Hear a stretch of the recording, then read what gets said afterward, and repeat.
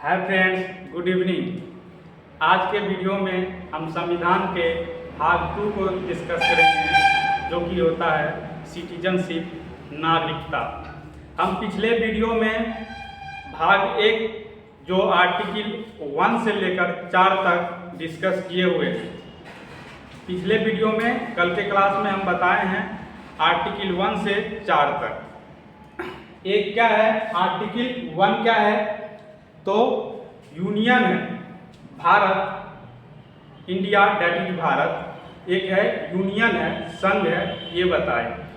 2 number में क्या है, आर्टिकल 2 में क्या है, अनुच्छेद 2 में क्या है कि किसी भी विदेश में जो हम जो है उसको इसमें शामिल कर सकते हैं, इंडिया में शामिल कर सकते हैं। और तीसरा क्या है कि उसका नाम, सीमा, क्षेत्र में हम परिवर्तन कर सकते हैं, यानी किसी प्रांत को जो सीमा, जो आर्टिकल 2 के तहत हम जो उसको मिलाए हैं, उसका नाम, सीमा परिवर्तन 2 टुकड़ों में खंड कर सकते हैं। ये आर्टिकल अनुच्छेद 3 में जाने। और 4 जो है संसद को पावर देता है कि आर्टिकल 2 और 3 का जो है वह 2 और 3 लागू कर सके। संसद के पास इतना पावर है कि आर्टिकल 2 और 3 को लागू कर सके। राष्ट्रपति के बिना अनुमति के, है ना, सूचना सिर्फ दिया जाएगा और उसको लागू कर दिया जाएगा। तो ये हम पिछले के क्लास में पढ़े हैं। अब आगे का क्लास जो मेरा होगा वह नागरिकता पर होगा, जो भाग 2 है। भाग 2 नागरिकता, सिटीजनशिप, है ना। तो नागरिकता क्यों जरूरी है ना। नागरिकता जरूरी इसलिए है कि आपके पास नागरिकता, जैसे आधार कार्ड हो गया, पहचान पत्र हो गया, वह सब जो है आपका वोटर आईडी कार्ड जो है वह क्या है, आपका नागरिकता का प्रमाण पत्र है। नागरिकता का प्रमाण पत्र होने से आपको यह लाभ है कि आप यहाँ के इलेक्शन में भाग ले सकते हैं, यहाँ के चुनाव में जो है अपना किसी को इलेक्ट कर सकते हैं, वोट गिरा सकते हैं। तो ये पावर आपके पास, ये अधिकार होता है एज ए भारत के नागरिक। इससे पता चलता है कि आप कौन सा देश का नागरिक हैं और आपको किस देश का नागरिकता प्राप्त है। तो वही नागरिकता प्राप्त करने का और खोने का जो प्रावधान होता है, जो भी अधिनियम है, वह सब का चर्चा आज के वीडियो में होगा डिटेल में। वीडियो को पूरा लास्ट तक जरूर देखिएगा। तो इसको कहीं ना कहीं एक अनुच्छेद में रखेंगे, भाग 2 को कहीं ना कहीं अनुच्छेद में रखेंगे। तो इसको रखा गया 5 से लेकर 11 तक। तो 4 तक हम जो है पीछे के वीडियो में पढ़ चुके थे। आज के वीडियो में 5 से लेकर 11 तक पढ़ेंगे, जो भाग 2 में आता है। भाग 2 नागरिकता, आर्टिकल 5 से लेकर 11 तक।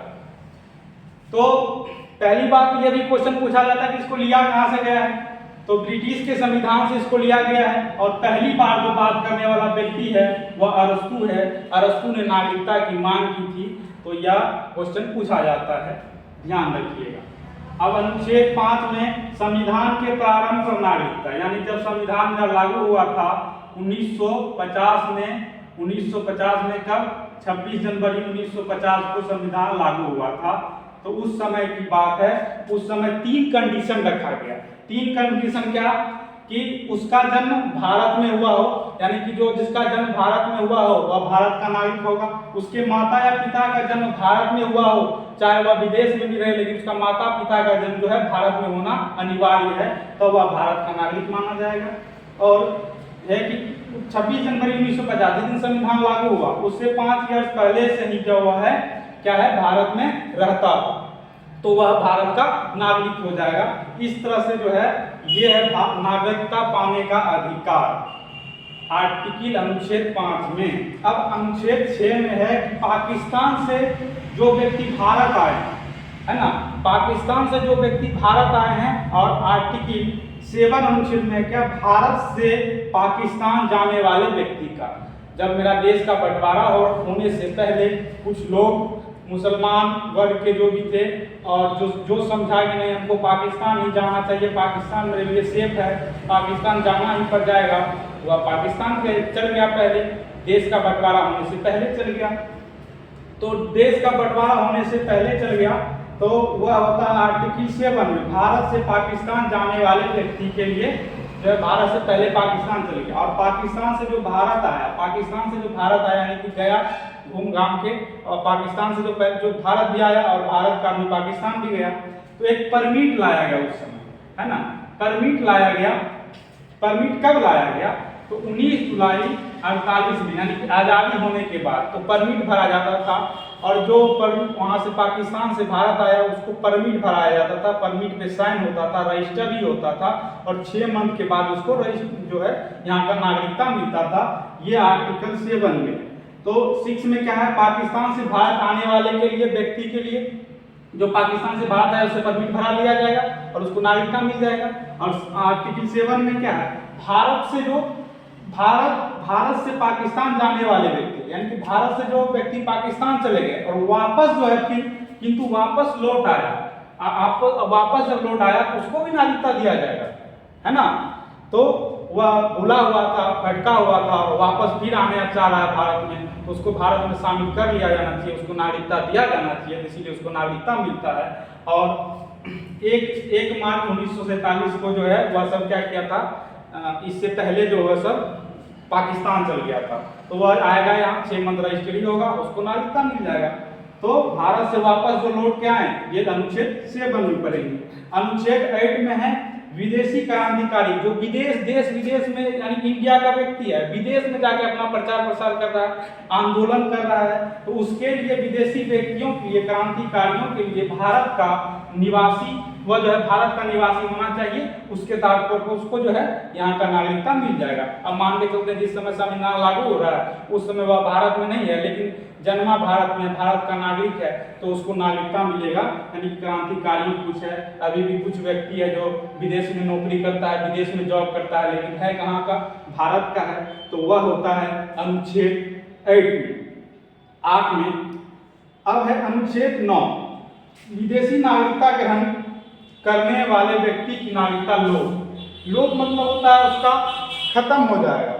जब कोई व्यक्ति विदेश का नागरिकता प्राप्त कर लिया, विदेश में जाके रहने लगा और उसका मन हो गया वहीं बसने का, तो उसका नागरिकता खत्म हो जाएगा।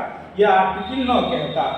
अनुच्छेद 10 कहता है कि नागरिकता के अधिकार का बना रहना, यानी कि नागरिकता का अधिकार बना रहेगा, अब नहीं कि इसको खत्म कर दिया जाएगा, है ना। नागरिकता बना, इसका अधिकार बना रहना चाहिए, इसको खत्म नहीं किया जा सकता है। उस समय क्या हुआ, जब संविधान लिखा जा रहा था तो वहाँ संविधान लिखने वालों ने नागरिकता के लिए कोई कानून नहीं बनाया, नागरिकता के लिए कोई उसके पास मतलब कि एक ठोस कानून नहीं था। उस समय जैसे जैसे घटना घटते गया और नागरिकता का जो है बनते गया, अधिनियम, परमिट, ये सब बनते गया, तो उस समय जो है बोला गया, उसमें लिख दिया गया कि संसद, आर्टिकल 7 आर्टिकल जो आपका हो जाएगा 11 में लिख दिया कि संसद जो है एक कानून बनाएगा, एक अधिनियम लाएगा और नागरिकता का कानून को अच्छे से बनाएगा। वो आर्टिकल हुआ हो जाएगा आपका अनुच्छेद 11, संसद नागरिक और जो है वह कानून बनाएगा।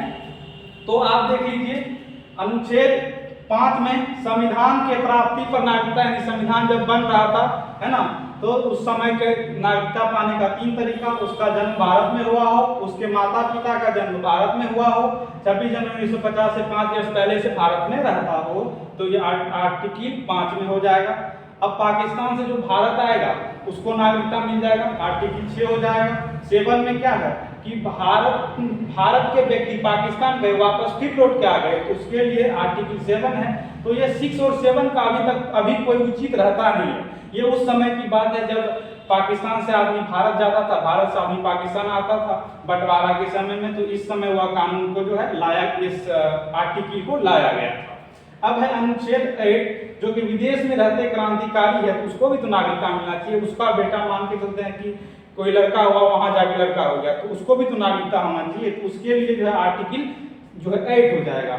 और अनुच्छेद 9 में है कि विदेशी नागरिकता ग्रहण कर लीजिएगा तो आपका नागरिकता खत्म हो जाएगा, समाप्त कर दिया जाएगा। आर्टिकल 10 में है कि नागरिकता के अधिकारों का बना रहेगा, ये नागरिकता का जो अधिकार है ये बना रहेगा।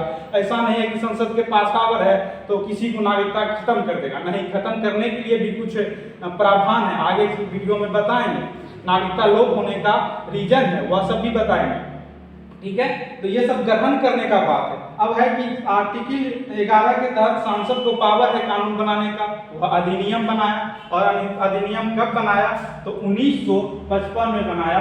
उसी को कहते हैं भारतीय नागरिकता अधिनियम 1955 से जो है ये प्राप्त है कि इसमें 5 तरीका, इसमें क्या है 5 तरीका।